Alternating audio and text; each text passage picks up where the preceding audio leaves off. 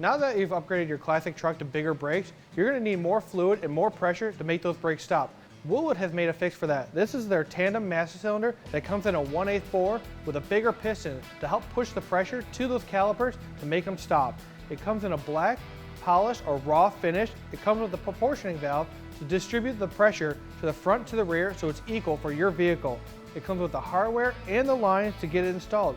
So let me show you how to install this master cylinder for our C10. To start removing the master cylinder, we're going to start by removing our brake lines off the proportioning valve. Grab a 3/8 line wrench.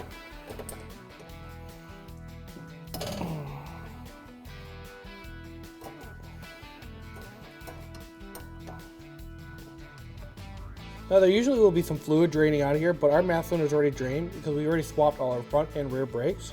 Now the back line is a 9/16. Start off with a line wrench, then you can go to a normal wrench.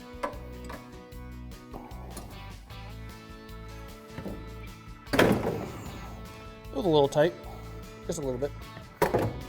Pull the brake switch wire off.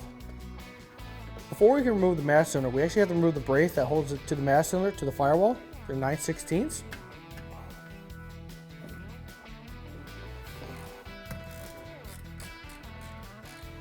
Follow the brace to the firewall. It'll be right next to the steering column. Once again, it's a 9/16 socket.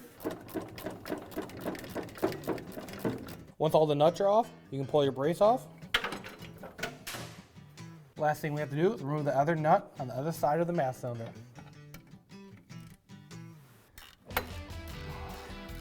Once all the lines are disconnected and all the nuts are off, just grab the master cylinder,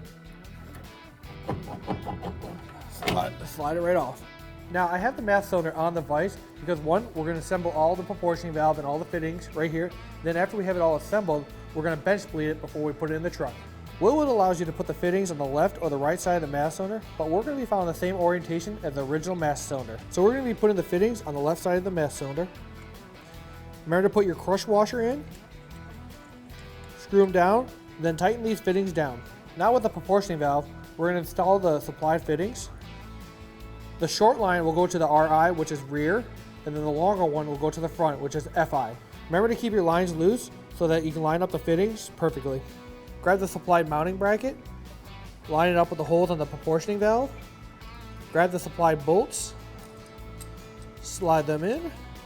Do not fully tighten these down until it's on the truck.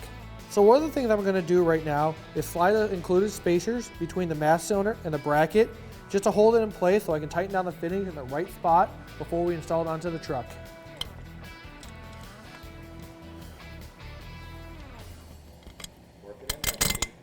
Now with the bolts holding the spacers and the bracket into place, I'm going to take a line wrench, tighten down my fittings on the proportioning valve and the master cylinder, then also put the caps on the other side of the master cylinder.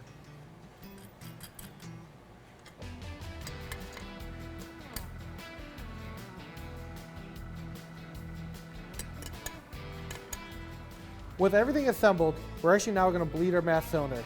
There's two different ways we can do it. One, you just take these fittings off, put the included adapters on, run a hose into the bowl, and then we'll bleed the master cylinder. The other way is you can bleed from the proportioning valve, run a hose again into the bowl and bleed. Well, since we don't have long enough hose, we're going to bleed from the master cylinder. Take these fittings off, get the adapters in, let's go. Thread in the adapters. Just lightly tighten down these fittings into the adapters because they are plastic and you can rip them apart. So just lightly hand tighten them until they snug up. Once those are done, slide your hose on. And come on. There we go. Wiggle it on. Wiggle, wiggle, wiggle. Do the same thing for the other one. One of the tough things I run into when bench bleeding a master cylinder is actually just holding the hoses. Wilwood's got these plastic rings on the inside of the bowl. I actually like to slide the hose right into place. And it just nicely holds the hose while we try to bench bleed. Now with the hoses in place, add your brake fluid. You just need to do about a half a bowl. Just grab a single rod or extension and just slowly start pushing. You'll see the air bubbles coming through the hoses. Now the whole point of bench bleeding the master cylinder is to actually get all the air out of the master cylinder before we have to put it on the truck to make it easier to bleed the brakes.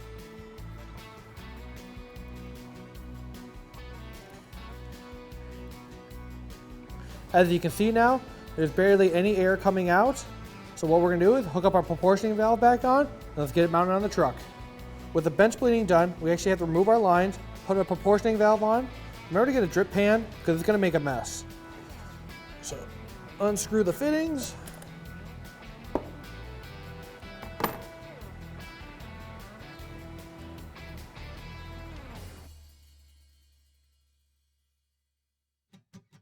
So the wire that we took off the factory proportioning valve is a brake warning light. When you had drum brakes, it would tell you, hey, there's no brake fluid and there's no fluid going to the rear brakes. If you want to have that back on, you take out the factory switch on the Wilwood proportioning valve, and then you put your factory sensor back in, and then plug it right back in. The sensor on the Wilwood proportioning valve is a brake pressure switch, which means is when you put pressure onto that switch, it turns on the brake lights. If you don't want that, you can take it out and plug it, or put the factory sensor back in so you can have the brake warning light. This is the factory brake warning light. Since we don't have the switch anymore and we don't have drum brakes anymore, we don't need that anymore. The switch on the Wilwood proportioning valve is a pressure switch, so if you don't have a brake pressure switch on the inside of your vehicle, you can use this to turn your brake lights on. It takes two people to bleed the brakes on your truck. One person pumping the pedal and another person bleeding the air out of the calipers. Just take a little bit of time, get all the air out until you have a good steady flow coming out of the calipers. Once you have that done, put your lid on and you're ready to go driving.